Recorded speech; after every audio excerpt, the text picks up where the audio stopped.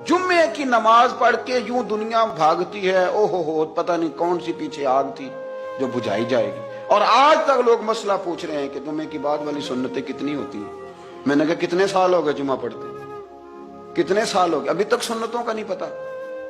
अभी तक ने इल्म के पहले कितनी रखते हैं और बाद में कितनी रखते हैं। फजर की सुन्नतें कब पढ़नी चाहिए, सुनो फजर की सुन्नतों के बारे में। मेरे रसूल करीम सैयद आलम सल्लल्लाहु ताला अलैहि वसल्लम से एक सहाबी ने पूछा था, हुजूर मेरी फजर की सुन्नतें रह गईं या रह जाती हैं तो हुक्म क्या है, क्या अंदाज है हुजूर का। बुखारी मुस्लिम के लफ्ज सुनो, हुजूर सैयद आलम सल्लल्लाहु अलैहि वसल्लम फरमाने लगे, उसने क्या पूछा था, हुजूर जवाब क्या देते, फरमाया फजर की सुन्नतें कभी ना छोड़ना, फजर की पहली दो सुन्नतें कभी ना छोड़ना। या रसूल अल्लाह सल्लल्लाहु ताला अलैहि वसल्लम मेरी रह गई हैं, रह जाती हैं। फरमाया फजर की दो सुन्नतें न छोड़ना, फरमाया फजर की पहली दो सुन्नत